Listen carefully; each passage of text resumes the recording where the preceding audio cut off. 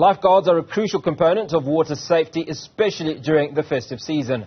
However, it is essential to understand that lifeguards are not just a fit few youngsters sitting on a beach waiting for someone to get into trouble and then simply go and rescue them. The National Sea Rescue Institute says lifeguards have rescued hundreds of people from possible drowning since the beginning of December. There has been such unpredictable weather during this festive season, and this is not good news for beachgoers.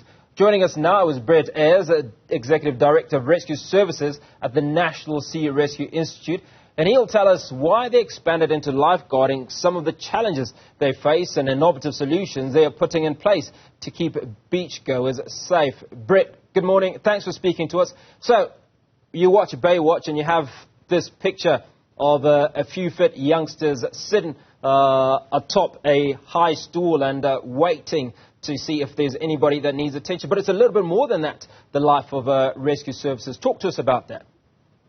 Absolutely, yeah. Thank you very much for the opportunity to chat.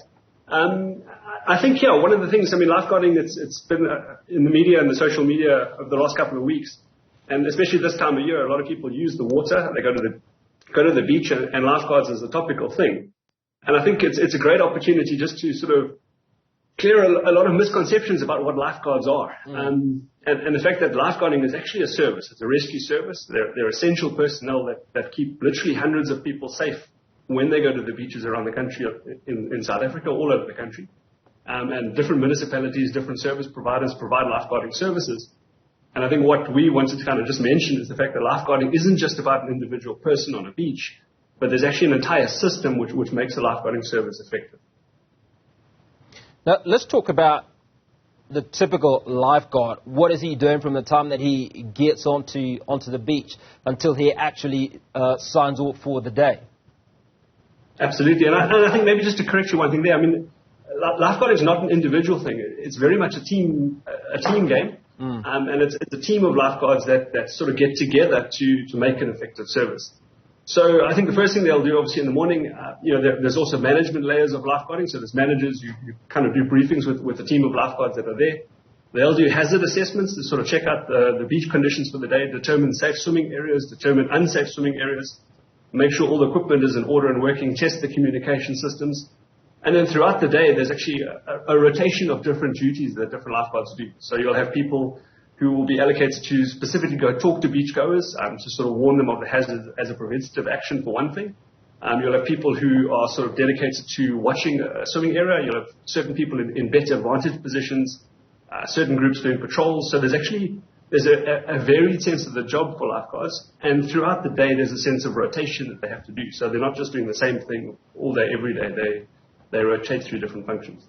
So what are some of the skills that a typical lifeguard would have? I'd imagine the ability to do CPR is one of those critical aspects.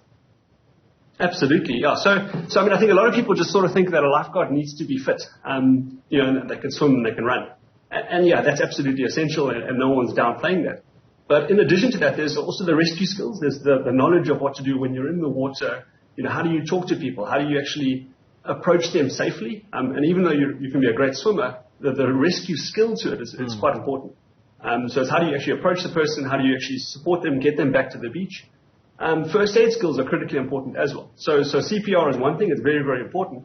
But once a person is drowned, effective treatment includes, providing oxygen, for example. It includes, if you really want to restart a heart, you need a defibrillator. And you need to have proper first aid training to be able to do that effectively and well to really make a difference. In addition with that, you obviously need, interpersonal skills to engage with beachgoers, to establish an effective rapport with them and to just establish that authority on the beach so that you can really make the swimming area as safe as possible. Now we talk about safety, and before we let you go, Brett, let's talk about those pointers that families need to be aware of when they go out onto any of South Africa's beaches. What are those safe elements that you need to be thinking about when you go out onto a beach? Absolutely. So, I think the first and the biggest message is swim at lifeguarded beaches. A lot of people, especially in South Africa, when it's hot and when it's busy, people will try to find a stretch of water, and if it's unsupervised, in other words, if there's no lifeguarding there, the average member of public doesn't know how to discern a safe swimming area from an unsafe swimming area. In fact, sometimes what a person thinks is a safe swimming area is explicitly dangerous. So, for example, where a rip current is, generally at the front of the rip current where you're sort of on the beach, that'll be a place that looks safe to swim. And to the uneducated, that's what makes it particularly dangerous. And a place that sometimes looks a bit rough is actually the safest place to swim. And lifeguards and the lifeguards management structures are trained to actually recognize where it is safe to swim, where it's not safe to swim. And just for the public, the message is swim in lifeguarded areas.